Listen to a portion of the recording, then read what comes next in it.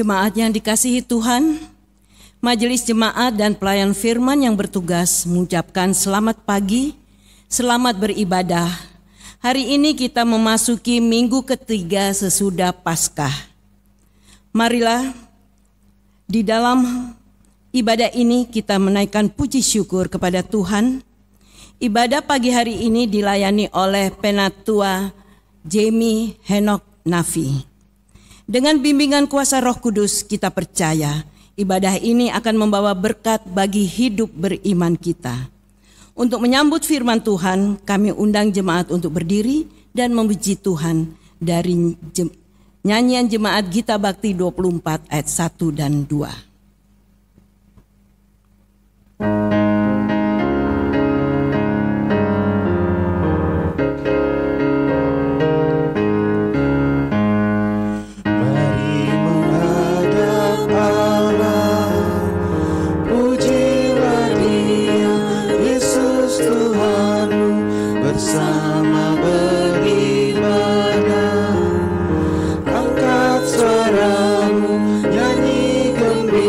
suara, kita semua jadi satu, satu di dalam kasih-Nya. Tiada lagi perbedaan sebagai anak-anak-Nya. Mari berpadu suara, nyanyikan haleluya.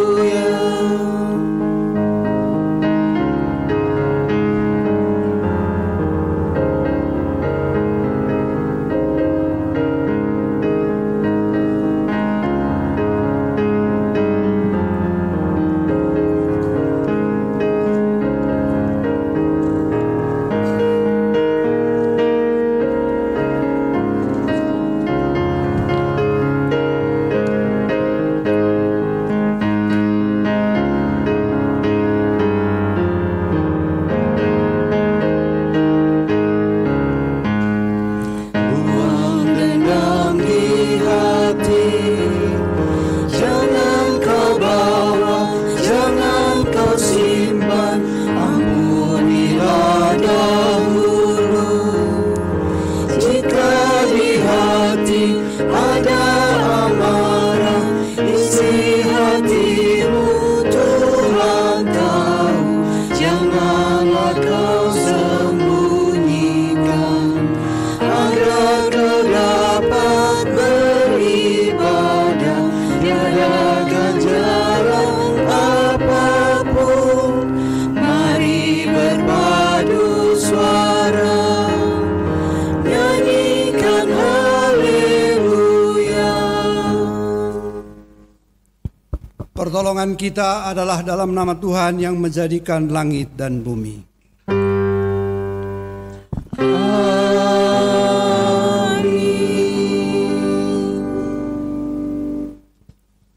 Nats pembimbing kita di hari ini dari Yeskiel 30 pasal 36 ayat 6b. Beginilah firman Tuhan Allah, sungguh aku berfirman dalam amarah cemburuanku, oleh karena kamu sudah menanggung noda yang ditimbulkan bangsa-bangsa. Terimalah salam, kasih karunia dan damai sejahtera dari Allah Bapa kita dan dari Tuhan Yesus Kristus menyertai kamu. Dan menyertaimu juga.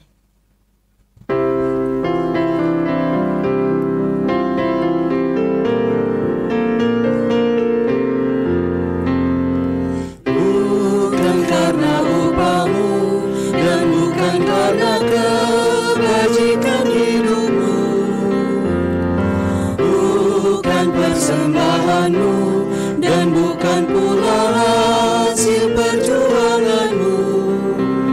Allah mengampuni kesalahan umat-Nya oleh karena kemurahan-Nya. Melalui pengorbanan putra tunggalnya, ditebusnya umat manusia. Bersyukur, hai bersyukur, kemurahan-Nya pujilah. Bersyukur, hai bersyukur, selamanya.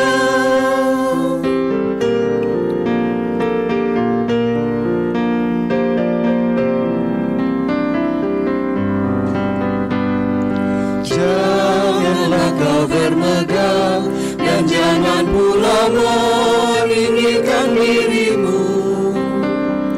Baiklah selalu merendah dan hidup dalam kemurahan Tuhanmu. Keangkuhan tiada berkenan kepadanya, orang sombong direndahkannya. Yang lemah dan hina dikasihinya penuh, yang rendahkan ditinggikannya. Bersyukur, hai bersyukur, kemurahan-Nya pujilah. Bersyukur, hai bersyukur, selamanya. Dipersilakan duduk. Dengan rasa sesal dan malu, Dan dengan kerendahan hati, marilah mengaku akan dosa-dosa kita. Ya Allah yang kudus dan penuh kemurahan, kami menyadari dan mengaku di hadapan-Mu hakikat kami yang berdosa dan rapuh, sehingga cepat untuk berbuat jahat dan lambat untuk berbuat baik. Kami menyadari dan mengaku akan kelemahan kami dan sikap hidup yang mementingkan diri. Engkau mengetahui betapa sering kami berdosa, mengembara dari jalan-Mu, menyanyiakan pemberian-Mu, dan melupakan kasih-Mu. Ya Allah Maha Kasih, kasihanilah kami orang-orang yang telah malu dan menyesal ini, karena dalam segala hal kami telah menyakiti hati-Mu.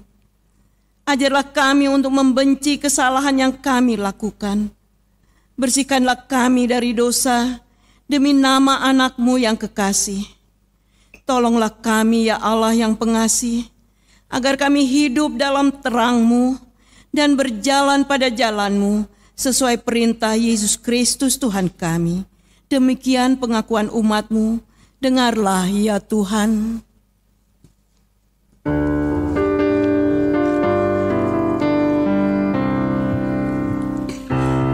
Ya Tuhan, kami mengaku berdosa di dalam hati, di kata dan di tindakan. Ampunilah dosa kami. Betapa lama umatmu tak sadar bahwa Kau hadir, denganmu tak bersekutu. Ampunilah dosa kami. Kepada setiap orang yang telah mengaku dosa dan bertobat, disampaikan berita anugerah pengampunan seperti apa yang tertulis di dalam Yesaya pasal 1 ayat 18 yang mengatakan, marilah, baiklah kita berperkara, firman Tuhan. Sekalipun dosamu merah seperti kirmisi, akan menjadi putih seperti salju.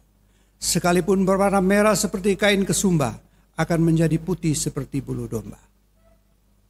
Berdasarkan sabda Tuhan ini, maka sebagai pelayan Yesus Kristus kami memberitakan bahwa pengampunan dosa telah berlaku dalam nama Bapa, Anak, dan Roh Kudus. Syukur kepada Tuhan. Amin.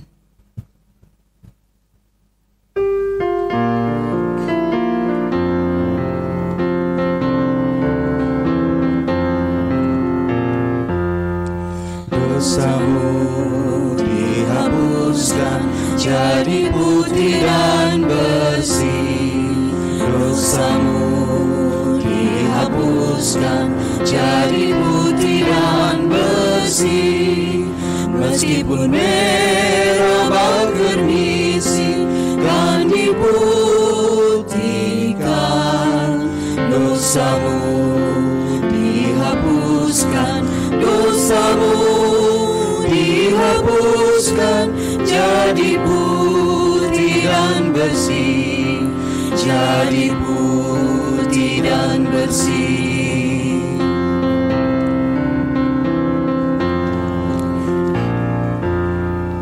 Hai dengar Tuhan panggil, baliklah kepadanya.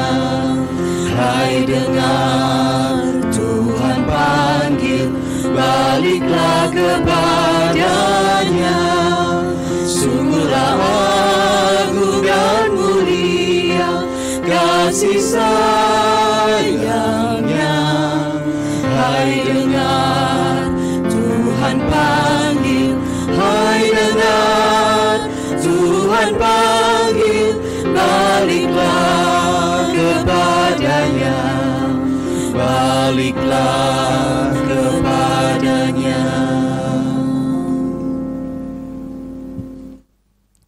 Jemaat, saya undang untuk berdiri.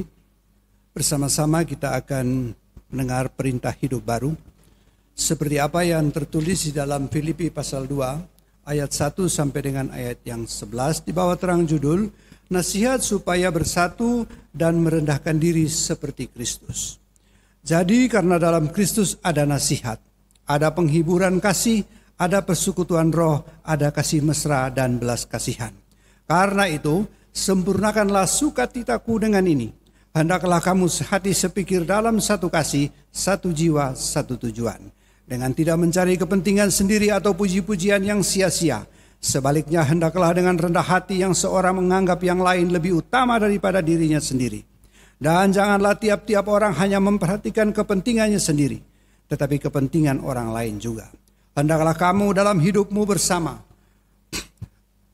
menaruh pikiran dan perasaan yang terdapat juga dalam Kristus Yesus, yang walaupun dalam rupa Allah, tidak menganggap kesetaraan dengan Allah itu sebagai milik yang harus dipertahankan, melainkan telah mengosongkan dirinya sendiri dan mengambil rupa seorang hamba dan menjadi sama dengan manusia.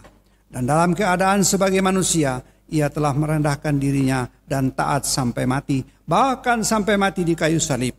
Itulah sebabnya Allah sangat meninggikan dia dan mengaruniakan kepadanya nama di atas segala nama, supaya dalam nama Yesus bertekuk lutut segala yang ada di langit dan yang ada di atas bumi dan yang ada di bawah bumi.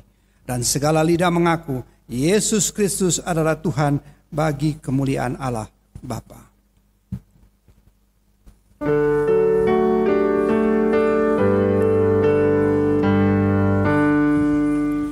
Kemuliaan bagi Bapa, Putra dan Roh Kudus, seperti semula, kini dan terus, dan kekal selama-lamanya. Amin. Jemaat dipersilakan duduk kembali. Jemaat yang saya kasihi di dalam Tuhan, kita akan masuk dalam pembacaan firman Tuhan. Tapi sebelumnya mari kita bersatu hati, kita menghadap Tuhan, mohon bimbingan Roh Kudus. Mari kita berdoa. Ya Tuhan Allah Bapa kami, firman-Mu adalah terang bagi kehidupan kami. Kami hendak membaca dan merenungkan firman Tuhan. Oleh karena itu kami mohon, berilah Roh-Mu yang kudus untuk membimbing kami dalam mendalami maksud firman Tuhan. Dalam nama Yesus Kristus kami berdoa. Amin. Jemaat, marilah berdiri untuk mendengar sabda Tuhan. Haleluya.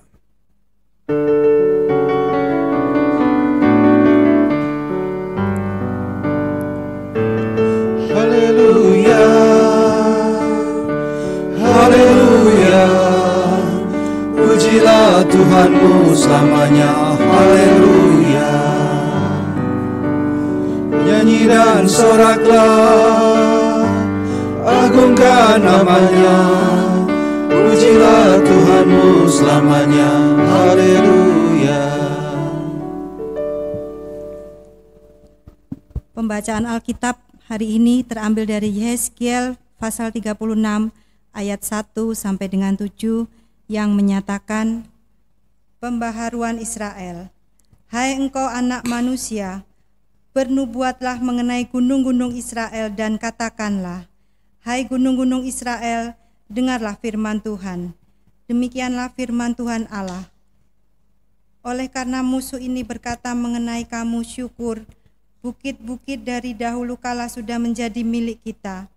Oleh karena itu bernubuatlah dan katakan, beginilah firman Tuhan Allah. Oleh karena ya sungguh karena musuh dari sekitarmu menjadikan kamu sunyi sepi dan mengingini kamu, supaya kamu menjadi milik sisa bangsa-bangsa. Dan oleh karena kamu menjadi buah mulut orang dan banyak diperguncingkan. Oleh karena itu, hai gunung-gunung Israel, dengarlah firman Tuhan Allah kepada gunung-gunung dan bukit-bukit, kepada alur-alur sungai dan lembah-lembah, kepada reruntuhan-reruntuhan yang sunyi sepi, dan kepada kota-kota yang sudah ditinggalkan, yang sudah menjadi jarahan dan olok-olokan bagi sisa bangsa-bangsa yang di sekitarnya. Oleh karena itu beginilah firman Tuhan Allah, aku pasti berfirman dalam api cemburuanku, melawan sisa bangsa-bangsa dan melawan seluruh Edom. yang menentukan tanahku menjadi miliknya dengan segala rasa sukacita dan rasa penghinaan, sehingga tanahku itu dimilikinya dan dapat habis dijarah. Oleh karena itu bernubuatlah mengenai tanah Israel, dan katakanlah kepada gunung-gunung dan bukit-bukit, kepada alur-alur sungai dan lembah-lembah, beginilah firman Tuhan Allah, sungguh aku berfirman dalam amarah cemburuanku, oleh karena aku sudah menanggung dosa yang ditimbulkan bangsa-bangsa.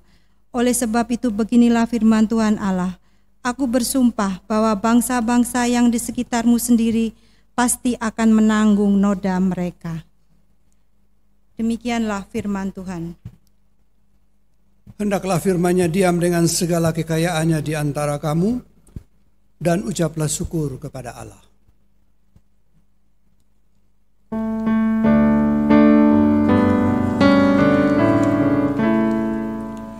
Kepadamu puji-pujian, nada syukur dan segala kemuliaan, ya Bapa, Putra, Roh Kudus, sampai kekal abadi.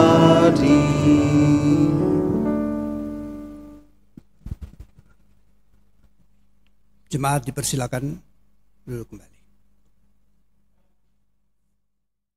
Salam Bapak Ibu saudara sekalian, jemaat yang saya kasihi di dalam Tuhan. Selamat hari Minggu. Kita bertemu lagi walaupun ketemunya lewat media sosial. Bukan hanya kita saja, tapi hampir semua gereja atau tempat ibadah juga melakukan hal yang sama. Tapi hal itu tidak mengurangi kekhususan kita dalam berbakti kepada Tuhan. Firman Tuhan yang sudah kita dengar bersama-sama di hari ini dari Yeskiel pasal 36 ayat 1 sampai dengan ayat yang ke-7. Nah, latar belakang kitab Yeskiel itu penulisnya Yeskiel antara tahun 593 dan 566 sebelum Masehi. Yeskiel artinya Allah memperkuat. Tempat penulisannya di Babel dan ditunjukkan kepada para buangan di Babel. Yeskiel yang tumbuh besar di Yerusalem dan melayani sebagai seorang hamba atau seorang imam di Bait Suci, berada di kelompok dari tawanan yang dibawa ke Babel bersama Raja Yoyakin. Ketika berada di Babel, ia menjadi seorang nabi Allah. Nah, maksud dan penulisan dari kitab Yeskiel ini, dalam tahun menjelang Yeskiel dipanggil sebagai nabi, kerajaan Yehuda terperangkap dalam persaingan kekuasaan antara Mesir dan Babel. Babel akhirnya berhasil menduduki Yehuda dan mengambil alih Yerusalem pada tahun 597 sebelum Masehi. Beberapa pemimpin Yehuda termasuk Yeskiel, Yoyakin, Yeskiel juga ditawan dan dibawa ke Babel. Nah, Bapak Ibu saudara sekalian, kitab Nabi Yeskiel ini sangat luar biasa yang sudah kita dengar. Kalau kita melihat mengapa Tuhan membiarkan atau malapetaka yang besar itu terjadi. Semua itu terjadi oleh karena Tuhan tidak mau umat pilihannya itu menjadi umat pilihan yang tidak berkualitas. Kalau saudara membaca atau kita sudah mendengar bacaan firman Tuhan dari Yeskiel pasal 36, setara dengan itu kita akan membaca di Yeskiel pasal 6 ayat 1 sampai dengan ayat 14, nanti Bapak Ibu bisa membacanya sendiri, saya membaca sebentar di atasnya. Kemudian datanglah firman Tuhan kepadaku, hai anak manusia, tunjukkanlah mukamu ke gunung-gunung Israel dan bernubuatlah melawan mereka, dan seterusnya. Jadi pertama Tuhan menghukum umat Israel, kalau saudara membaca di pasal 6, dalam perjalanan. Karena begitu baik Tuhan ini kepada kita manusia, ketika Tuhan melihat bahwa ada perubahan di dalam umatnya, maka Tuhan mau mengembalikan posisi mereka kembali seperti sedia kala. Karena apa? Karena Tuhan itu maha pengasih, maha penyayang. Coba saudara bisa membaca di Mazmur pasal 103 mulai dari ayat 12 dan seterusnya. Di situ Tuhan katakan bahwa Tuhan adalah penyayang dan pengasih, panjang sabar dan berlimpah kasih setia. Ya. Tidak selamanya Tuhan itu menyimpan dendam terhadap kita. Bapak Ibu membaca terus nanti. Nah, oleh karenanya Tuhan begitu luar biasa sehingga Tuhan mau memberikan pertolongan kepada jemaatnya supaya mereka kembali kepada Tuhan. Untuk kembali kepada Tuhan memang bukan satu hal yang mudah Bapak Ibu saudara sekalian. Kita sudah biasa berbuat jahat, kalau suruh berbuat baik bukan hal yang mudah. Karena dalam kejahatan itu ada kenikmatan tersendiri yang kita merasakan. Walaupun nanti akhir daripada kenikmatan itu adalah kesengsaraan. Tetapi kita terus menerus. Apalagi kalau kita sudah menganggap bahwa kalau saya berbuat dosa hari Senin, nanti hari Minggu saya datang ke gereja, saya minta ampun dosa, besok Senin mulai lagi. Apalagi kalau kita sudah berpegang bahwa karena begitu besar kasih Allah akan dunia ini sehingga ia telah mengaruniakan anaknya yang tunggal. Supaya setiap orang yang percaya kepadanya tidak binasa melainkan beroleh hidup yang kekal. Ayat ini kita pegang. Bukan pegang untuk baik tapi pegang untuk hal-hal yang tidak benar di hadapan Tuhan. Kita melakukannya semuanya itu. Nah, semua kita manusia yang disayang, kita sebagai anak-anak Tuhan atau umat Allah yang disayang oleh Tuhan, pasti Tuhan akan memberikan peringatan kepada kita. Tidak ada orang tua yang sayang kepada anaknya membiarkan anaknya begitu saja. Kalau ada orang tua yang seperti itu, maka itu anaknya menjadi anak gampangan. Dan orang tuanya juga tidak pas. Tuhan Allah ada sebagai orang tua kita. Tuhan tidak berkenan ketika kita masuk di dalam satu kesengsaraan, bahkan nanti kita akan masuk dalam api neraka. Makanya Tuhan memberikan peringatan kepada bangsa Israel. Ketika peringatan itu diberikan, tentu mengalami satu keadaan yang sangat tidak mengenakan bagi mereka. Bahkan bacaan tadi kita sudah sampaikan di depan, mereka harus dibuang ke Babel. Mereka harus sengsara di sana. 10 tahun kemudian mereka berontak. Tentara datang hancurkan rumah Tuhan di Yerusalem. Mereka sulit. Tetapi dalam perjalanan, Tuhan melihat bahwa umatku ini sudah bisa tobat. Mereka mau kembali. Tetapi ada persoalan Bapak Ibu saudara sekalian yang saya kasih dalam Tuhan. Persoalannya apa? Karena selama ini tempat tersebut sudah ditinggalkan oleh jemaat Tuhan. Ada orang-orang yang datang ke situ untuk mengambil alih tempat itu. Sehingga terjadi sengketa atau terjadi masalah. Nah, sengketa tanah ini kan bukan baru terjadi sekarang. Kebetulan itu menyangkut juga dengan bidang kerja saya. Saya sebagai direktur di beberapa developer khususnya masalah pertanahan. Nyaris setiap hari kita ketemu hal-hal yang demikian. Ini orang Israel juga demikian. Sekian ratus tahun mereka sudah pergi, mereka sudah dibuang kemana-mana, lalu datang aku punya dia. Otomatis bangsa itu tidak mau terima. Bahwa siapa yang bilang ini punyamu, ini punyaku. Tuhan tahu akan kesulitan mereka. Bahkan sampai hari ini pun tempat tinggal orang Israel juga tidak diakui. Padahal itu tanah perjanjian. Tuhan memberikan kepada mereka. Nah, oleh karena itu Bapak Ibu saudara sekalian yang saya kasihi di dalam Tuhan. Ini Tuhan kasih contoh kepada kita, samalah seperti kehidupan kita. Kalau kita biasa hidup akrab dengan Tuhan, bergaul akrab dengan Tuhan, lalu satu saat kita meninggalkan keakraban kita dengan Tuhan, tidak mudah kita kembali lagi untuk membangun keakraban itu tadi. Karena kita sudah terkontaminasi oleh berbagai macam-macam persoalan yang ada di luar, masuk dalam hidup kita. Sehingga kita sudah sulit untuk berubah. Tetapi puji Tuhan bahwa karena begitu besar kasih Tuhan, Tuhan begitu menyayangi kita seperti apa yang saya katakan di Mazmur 103 tadi, ayat 12 dan seterusnya. Maka Tuhan tidak mau kita susah. Tuhan mau supaya kita kembali kepada Tuhan. Tetapi Tuhan juga tidak mau kita kembali kepada Tuhan dengan cara yang gampang. Kesulitan tetap ada. Tuhan mengatur kita kesulit supaya kita ini betul-betul menjadi umat Tuhan yang berkualitas tinggi di hadapan Tuhan. Bapak Ibu saudara sekalian yang saya kasihi di dalam Tuhan. Bacaan kita hari ini saya ada bikin beberapa catatan. Itu tentang nubuat. Orang bertanya, nubuat itu apa sih? Berdasarkan data yang punya dan juga berbagai sumber yang kita dapat. Nubuatan kalau dengan bahasa sederhana artinya adalah pemberitahuan Tuhan mengenai hal-hal yang akan terjadi pada masa yang akan datang. Kalau dalam konteks Alkitab, maka yang memberitahu adalah orang-orangnya Nabi Allah. Maka yang memberitahu kepada kita Nabi Allah yang oleh Roh Kudus diberitahu tentang hal-hal yang akan terjadi akan masa yang akan datang. Jadi sudah diberitahu kepada kita. Tetapi Tidak mudah bagi seorang nabi untuk memberitahu sesuatu lalu orang seketika itu langsung ikut. Belum tentu. Ini sudah terjadi. Nah, kita lanjut. Ada 3 hal nubuatan besar dalam Perjanjian Lama. Yang pertama, nubuat diaspora, yaitu nubuatan pembuangan bangsa Israel yang sudah kita baca tadi di 6. Yang kedua, nubuatan mesianik, yaitu nubuat tentang akan lahirnya juru selamat bagi umat pilihan Allah dan seluruh umat manusia. Yang ketiga, nubuatan eskatologis, yaitu mengenai akhir zaman, bahwa bumi dan kehidupan manusia akan berakhir pada suatu masa tertentu. Inilah yang membedakan Alkitab dibandingkan dengan buku-buku lain. Alkitab adalah firman Allah, yang menulis memang manusia. Sekali lagi, yang menulis memang manusia, tetapi digerakkan oleh Roh Kudus sehingga ada berita yang berkesinambungan. Beberapa nubuatan sudah digenapi, beberapa belum. Itulah tugas kita untuk mempelajari nubuatan Allah. Penggenapannya supaya kita bisa melihat karya Allah dan merespon dengan benar. Bapak Ibu saudara sekalian yang saya kasihi di dalam Tuhan.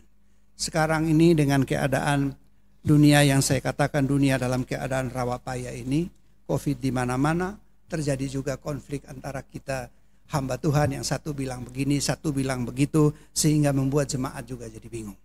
Yang menjadi satu kerisauan dalam hati saya, bahwa kalau orang itu tidak bergaul akrab dengan Alkitab dan tidak bergaul akrab dengan Tuhan, ketika coronavirus ini selesai, orang berpikir bahwa saya tidak perlu ke gereja juga, tidak ada masalah. Saya di rumah saja, saya di mana saja, biasa saja. Buktinya waktu ada coronavirus, kami juga khotbah di rumah saja, tidak apa-apa, tidak ada masalah, fine-fine saja. Yang miskinnya tetap tambah miskin, yang kaya mungkin tambah kaya begitu. Sehingga membuat ini menjadi kerisauan bagi kita sebagai hamba Tuhan. Tetapi percayalah Bapak Ibu saudara sekalian bahwa ini pekerjaan Tuhan. Kita sebagai manusia biasa, siapapun dia, pasti dia merasa risau tentang hal ini. Tetapi karena ini pekerjaan Tuhan, maka Tuhan akan memimpin kembali setiap domba yang pergi tadi kembali kepada rumah Tuhan. Kita percaya itu, kita meyakini itu. Tuhan menyertai. Karena ini sekali lagi pekerjaan Tuhan yang luar biasa. Nah, Bapak Ibu saudara sekalian yang saya kasihi di dalam Tuhan. Kita dalam keadaan yang seperti sekarang ini membuat banyak orang menjadi goyah imannya. Banyak orang menjadi goyah imannya. Bukan hanya orang biasa. Kita sebagai hamba Tuhan juga bisa saja kita goyah iman. Sekarang Bapak Ibu bayangkan kita tidak boleh kemana-mana. Semua di dalam rumah. Sedangkan kepentingan begitu banyak. Baru bisa mendapatkan hasil kalau kita keluar rumah. Lalu kita berdoa kepada Tuhan. Tuhan tolong dulu saya. Bagaimana ini? Doa 1 hari, 2 hari, 3 hari, 1 minggu tidak ada orang yang kirim apa-apa bagi kita. Apakah saudara masih bisa mempertahankan iman saudara dengan sungguh-sungguh? Harus bayar rekening air, listrik, telepon, macam-macam yang harus kita selesaikan. Tetapi tidak ada apa-apa. Membuat orang itu menjadi goyah dalam iman. Nah, saya pernah baca satu buku, tulisannya Pak Stephen Tong, dia judulnya Fight to Fight. Fight to Fight itu artinya dari iman kepada iman. Di situ dia katakan bahwa beriman kepada Tuhan itu tidak didasarkan pada apa yang kelihatan. Kita beriman bukan karena sudah melihat dulu. Beriman kepada Tuhan bukan didasarkan pada pengalaman atau hal-hal lain. Di sini dikatakan ada 4 kekeliruan metode iman yang mungkin timbul di dalam dunia agama mengenai kealahan dan keimanan kepada Dia. Yang pertama, iman berdasarkan penglihatan. Jika saya melihat, saya percaya. Kalau saya bisa melihat Allah, maka saya akan percaya kepada Allah. Ini berarti iman itu dibangun di atas penglihatan atau apa yang bisa kita lihat secara kasat mata. Maka apa yang tidak bisa kita lihat, tidak akan bisa kita percayai. Jika saya tidak bisa melihat Allah, maka saya tidak akan percaya kepada Allah. Ini adalah butir pertama yang paling sering kita hadapi pada saat mengabarkan Injil. Kapan hari saya datang berdoa di salah satu orang, memang bukan jemaat kita tapi dalam bimbingan saya begitu. Dia katakan kepada saya bahwa Pak, saya sudah berdoa, saya sudah menyerahkan hidup saya kepada Tuhan seperti apa yang Bapak sarankan. Karena dia memang orang baru sebagai Kristen. Tetapi mengapa saya tetap sakit, mengapa saya tetap menderita? Saya tetap sulit. Saya bilang begini, Pak, Tuhan Yesus katakan, ikutlah aku, pikulah salibmu dan ikutlah aku. Sembuh yang Tuhan berikan itu bukan berarti sembuh secara fisik sekarang sampai sembuh bisa kemana-mana, bisa jalan. Bisa saja Tuhan memberikan kesembuhan kekal kepada saudara. Itu kesembuhan yang Tuhan berikan kepada saudara. Jadi harus kuat dalam menghadapi ini. Ada orang juga demikian Bapak Ibu saudara sekalian. Bahkan katakan kepada saya, mulai dari rahim ibuku saya sudah Kristen. Tetapi kalau keadaan macam begini, repot juga Pak. Orang tidak percaya kepada Kristus juga hidupnya bagus. Saya boleh percaya Kristus tengah mati, saya hidupnya tambah sengsara. Saya bilang begini Pak, ada sesuatu yang keliru dalam hidup kita. Kalau yang keliru itu tidak kita perbaiki, maka tidak bisa berjalan sesuai dengan apa yang Tuhan kehendaki dan apa yang saudara harapkan. Nah, yang kedua, iman berdasarkan pengalaman. Jika saya mengalami, maka saya akan percaya. Prinsip kedua yang salah akibat kejatuhan manusia ke dalam dosa adalah iman dibangun berdasarkan pengalaman. Mereka yang tidak percaya adalah saya tidak mengalami apa-apa. Jika saya mengalami, maka saya akan percaya. Saya tidak akan percaya jika saya tidak mengalami apa-apa. Jadi dia harus mengalami dulu sesuatu yang luar biasa baru dia mau percaya kepada Tuhan. Ini iman dibangun di atas pengalaman. Nah, kalau iman dibangun di atas pengalaman macam begini, ya inilah yang bikin repot bagi kita. Nah, Bapak Ibu saudara sekalian yang saya kasihi di dalam Tuhan. Kita tidak bisa membangun iman di dalam pengalaman. Pengalaman A dan pengalaman B tentunya berbeda, tidak sama. Masing-masing orang punya pengalaman sendiri-sendiri. Jadi marilah kita membangun hubungan kita dengan Tuhan berdasarkan keyakinan kita kepada Tuhan. Firman Tuhan sudah Tuhan ajarkan kepada kita, kita sungguh-sungguh percaya kepada Tuhan. Yang berikut, kita membangun iman berdasarkan bukti. Jika ada bukti, saya akan percaya. Nah, kalau Allah bisa dibuktikan, berarti Tuhan Allah lebih kecil dari bukti. Bukti lebih besar daripada Tuhan. Tidak bisa dibuktikan seperti itu. Tuhan hadir dalam hati saudara, dalam hidup saudara. Saudara berkomunikasi dengan Tuhan dalam berbagai hal. Yang keempat, iman berdasarkan logika. Jika tidak masuk akal, maka saya tidak akan percaya. Nah, kalau iman berdasarkan logika ini ya memang repot. Apalagi ini memang untuk anak-anak yang masih berusia 16 sampai 20 tahun begitulah. Mereka masih semuanya serba logika, harus masuk logika, harus begini, kalau tidak bisa. Tetapi Tuhan mengajarkan kepada kita bahwa kita tidak boleh membangun iman kita dengan cara demikian. Bapak Ibu saudara sekalian, sekarang juga banyak orang yang ahli tentang coronavirus. Jadi semua orang dijustifikasi, termasuk pendeta. Saya dikirim satu tulisan oleh seorang teman. Tulisan ini dia katakan bahwa hanya sebagai renungan, tetapi tidak enak. Dia bilang begini, ketika saya sakit, dokter datang memegang saya dan merawat saya. Pendeta hanya minta supaya saya berdoa dan dia berdoa. Banyak hal yang dibicarakan seakan-akan menjustifikasi hamba Tuhan. Tetapi dia katakan bahwa ini satu renungan. Saya tidak teruskan renungan ini karena tidak pantas untuk kita berbicara. Tetapi Bapak Ibu saudara sekalian, memang sebagai hamba Tuhan kita juga cukup repot dalam masalah ini. Di lain sisi, ketika kita mau mengadakan ibadah, perkunjungan dan lain sebagainya, pemerintah juga memproteksi kita. Firman Tuhan mengatakan kepada kita, Roma pasal 13, bahwa tidak ada pemerintah yang tidak diberkati di kolong langit. Pemerintah berkuasa kepada kita. Kita harus taat kepada pemerintah. Bahkan Tuhan Yesus pun juga taat kepada pemerintah. Tuhan menganjurkan kepada kita. Jadi memang ini betul-betul satu keadaan yang sangat menyulitkan kita. Tetapi apapun itu sulit, kita tetap percaya bahwa yang kita melaksanakan ini adalah pekerjaan Tuhan, Tuhan memberkati kita semua. Semua kita punya rasa takut, tetapi janganlah saudara menjadi orang yang ketakutan untuk hal yang tidak perlu saudara takut. Saudara takut macam apapun, kalau Tuhan katakan bahwa hari ini, besok, lusa, minggu depan, atau kapan saja saudara selesai, tidak ada siapapun yang dapat menahannya. Kita semua harus berhati-hati. Kita tidak menantang Tuhan, tidak menantang pemerintah, tidak menantang siapa, tapi kita berhati-hati. Tuhan menggerakkan pemerintah untuk mengatur rakyatnya. Kita pun juga demikian, ikut aturan. Makanya hari ini dan seterusnya sampai kapan kita tidak tahu, bahwa kita bisa bertemu melalui cara seperti demikian. Nah, tentu semua ini ada hikmah yang Tuhan berikan kepada kita, supaya kita makin kuat. Kita makin bersatu. Kita makin merasakan orang lain juga menderita. Kadang-kadang kita berdoa untuk orang lain pun kita sudah tidak mau.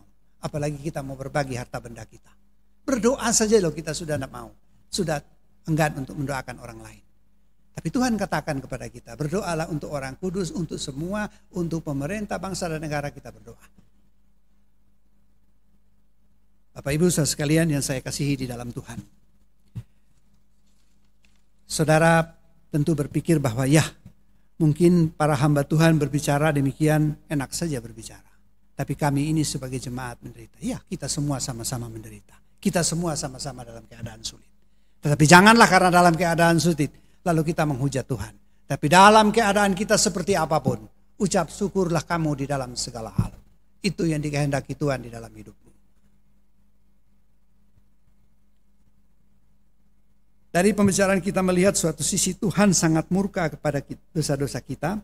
Namun hukum Tuhan harus kita mengerti. Tuhan juga mau mengampuni kita. Nah, firman Tuhan hari ini tidak membuat saudara takut, tetapi membuat saudara menjadi gembira. Saudara menjadi percaya, yakin dan percaya bahwa Tuhan ada beserta dengan saudara. Hadir setiap hari. Iblis berusaha dengan segala macam cara untuk menarik saudara. Jangankan saudara, Tuhan Yesus saja juga dicobai, apalagi saudara dan saya.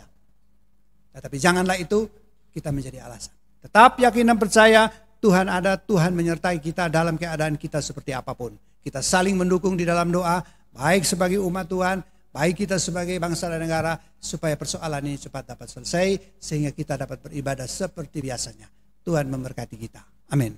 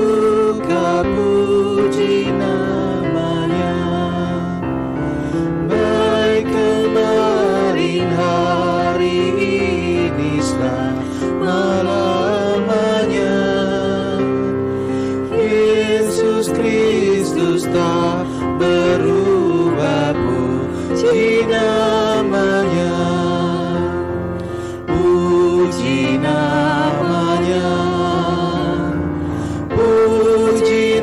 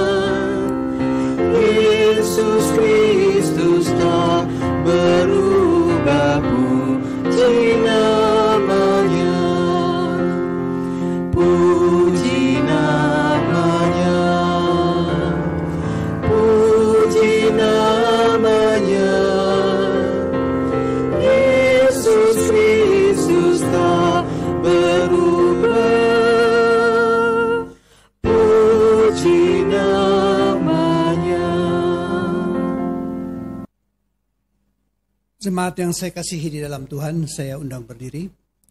Bersama-sama kita akan mengikrarkan pengakuan iman rasuli. Kita mulai.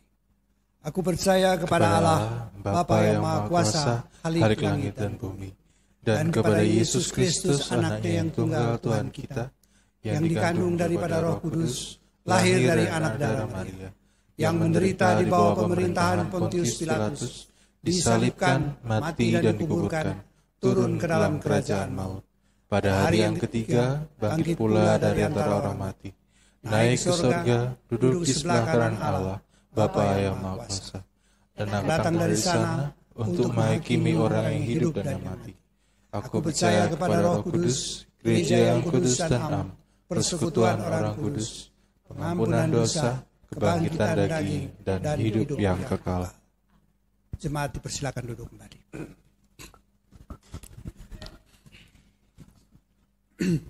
Mari kita siapkan hati kita.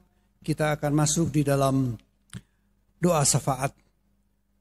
Hari ini kita bersama-sama mendoakan pemerintah kita, gereja, pergumulan keluarga, dan kita akan mengakhiri doa ini dengan doa Bapa kami. Mari kita berdoa. Tuhan Allah Bapa kami, Bapa yang kami sembah di dalam Kristus. Segala puji dan syukur kami angkat kehadirat-Mu Tuhan. Karena walaupun dalam keadaan seperti apapun, hari ini kami tetap dapat beribadah, kami boleh menaikkan syukur, kami boleh mendengar sebagian firman Tuhan, membaca firman Tuhan, bersahati menaikkan syafaat kami. Kami percaya bahwa Tuhan hadir dalam kehidupan kami, di tengah-tengah kami, walaupun keadaan dunia yang tidak menentu. Tetapi kami percaya bahwa Allah kami, atau Allah yang kami sembah adalah Allah yang hidup. Selalu ada dalam kehidupan kami setiap hari. Biarlah kami menyerahkan hidup dan kehidupan kami ke dalam tangan-Mu Tuhan. Karena apapun kami ini berharga di mata Tuhan. Kami ini milik Tuhan. Tuhan menjaga, Tuhan melindungi kami dalam setiap langkah dan hidup kami. Terima kasih Bapa di sorga. Di hari yang berbahagia ini kami juga mendoakan untuk bangsa dan negara kami, pemerintah Indonesia. Baik Presiden kami Bapak Jokowi, Wakil Presiden kami, dan semua menteri, anggota kabinet, dan juga anggota parlemen. Di dalamnya juga tentu ada anak-anak Tuhan di dalamnya. Tuhan memberkati mereka supaya mereka bekerja dengan sungguh-sungguh dan takut akan Tuhan. Tuhan begitu luar biasa. Tuhan akan menolong setiap pemerintah, baik kami pemerintah Indonesia maupun setiap pemerintah yang ada di kolong langit ini. Untuk bersama-sama kami bersatu hati, bergandeng tangan untuk menyelesaikan persoalan yang sedang kami hadapi bagi semua orang di dunia ini, yaitu coronavirus. Tuhan, kami percaya bahwa Tuhan tidak pernah meninggalkan kami atau Tuhan memberikan kami sia-sia. Tapi Tuhan akan memberikan jalan keluar. Tuhan akan memberikan pertolongan kepada kami. Kami percaya itu Bapa. Terima kasih Bapa di sorga. Tak lupa juga kami mendoakan untuk gereja-gereja Tuhan yang ada di muka bumi ini. Tuhan tolong mereka. Tuhan tolong setiap hamba Tuhan yang ada di sana. Mereka bekerja dalam tekanan. Mereka bekerja dalam ketakutan. Mereka bekerja dalam kekurangan mereka.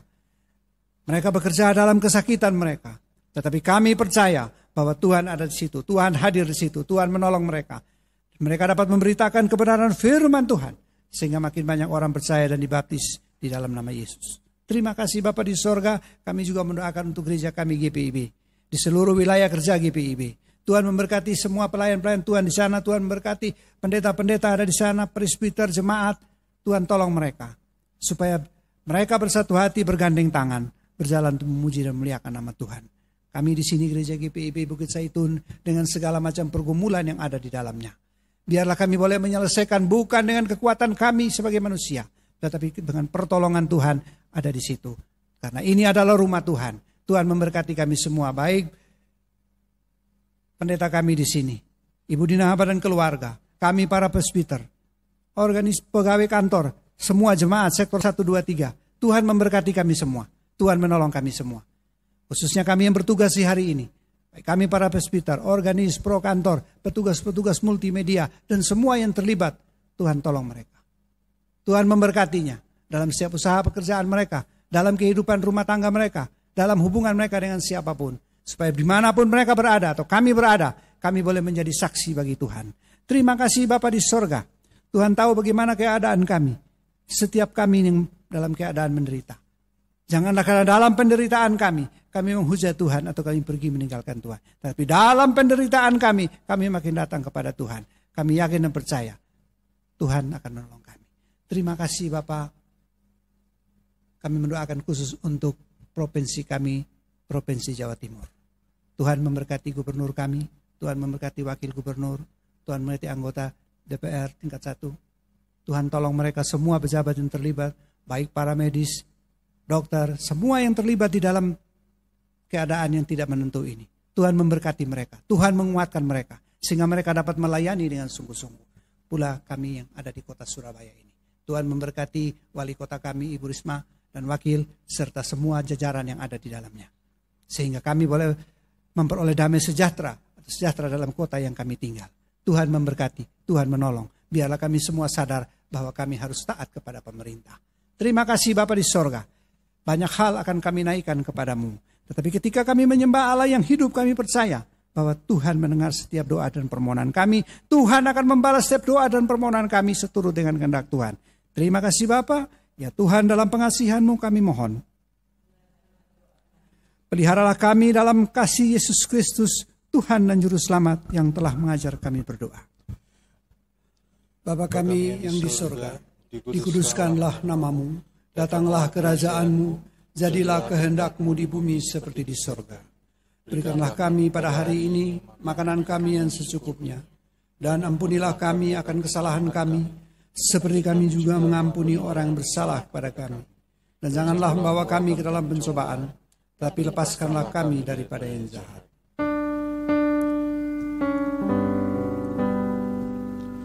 Karena Engkaulah yang mempunyai kerajaan dan kuasa dan kemuliaan sampai selama-lamanya.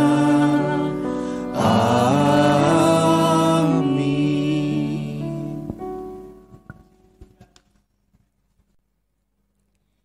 Jemaat, marilah kita mengucap syukur kepada Tuhan dan memberi persembahan kepadanya.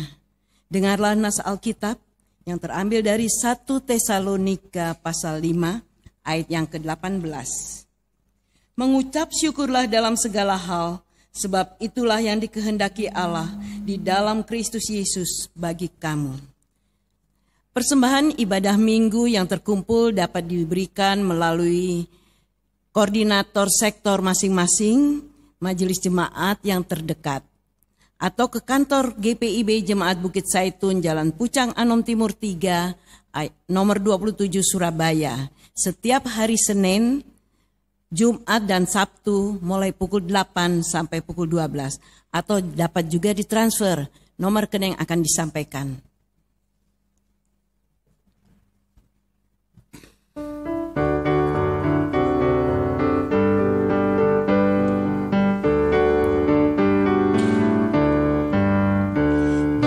Bawa persembahan kepada Tuhanmu dengan hati sukacita, bersyukur padanya. Tuhan sudah mencurahkan kasih-Nya padamu. Mari mengucap syukur, muliakan Tuhanmu, pujilah namanya. Persembahanmu dengan sukacita padanya. Muliakan Tuhanmu, pujilah namanya. Bawalah persembahanmu dengan sukacita padanya.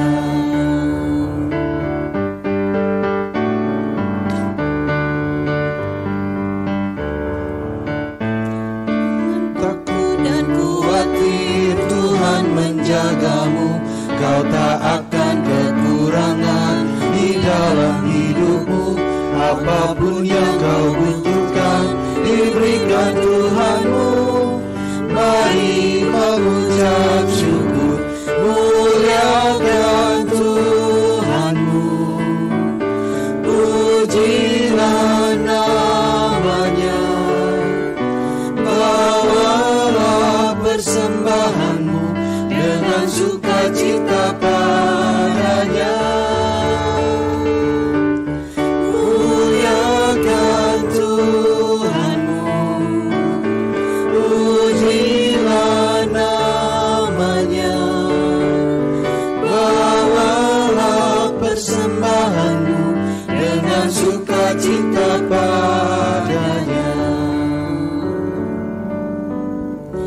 Jemaat, saya undang untuk bangkit berdiri. Kita akan menyerahkan syukur kita dalam doa. Mari kita berdoa. Ya Tuhan Yesus, kami bersyukur kepadamu karena kasih dan pengorbanan-Mu mendorong kami untuk memberi persembahan sukarela ini. Kami sadar bahwa persembahan kami ini tidak sebanding dengan kurban dan darah-Mu yang Engkau persembahkan bagi kami dan dunia ini. Terima serta kuduskanlah ya Tuhan, agar berguna untuk pelayanan kasih dan keadilan demi kemuliaan-Mu, dan sertai keluarga kami selalu dalam lindungan-Mu dan terang-Mu yang abadi. Dalam nama Tuhan Yesus Kristus, sumber kasih karunia dan damai sejahtera. Amin. Jemaat yang saya kasihi di dalam Tuhan, sudah sampai di ujung pertemuan kita di minggu hari ini. Firman Tuhan sudah saudara dengar, pujian sudah saudara naikkan, persembahan sudah saudara berikan. Yakin dan percaya bahwa Tuhan menyertai saudara dalam setiap langkah hidup saudara. Apapun keadaan kita, bagaimanapun keadaan kita, Kristus tidak pernah meninggalkan saudara. Kristus selalu hadir bersama-sama dengan saudara. Oleh karenanya itu Bapak Ibu Saudara sekalian, pergilah, beritakanlah Injil melalui hidup dan kerjamu sehari-hari berdasarkan firman Tuhan yang sudah saudara dengar. Gita Bakti 277.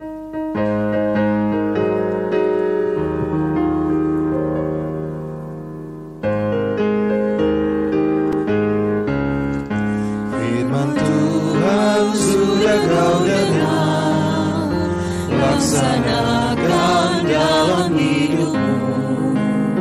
Firman Tuhan hendaklah kau sebar pada orang di sekelilingmu. Hai, pergi segera, Tuhan utus dirimu, wartakan karya kasih-Nya. Roh Kudus menolongmu dan memimpin langkahmu. Majulah tetap teguh.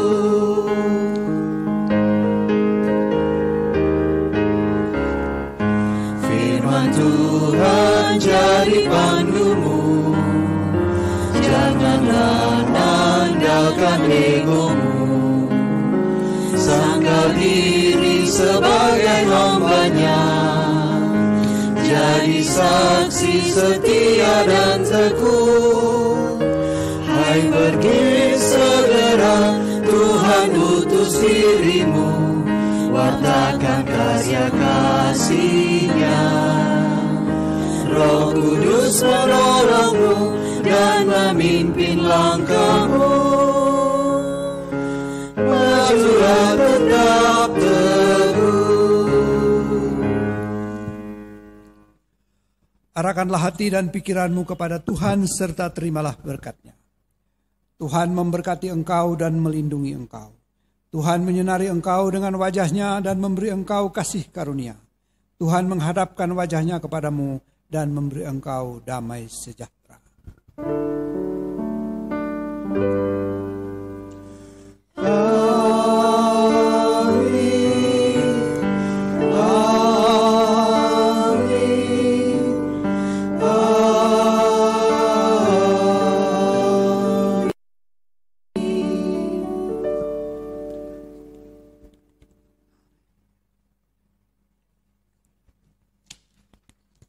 Kebaktian selesai.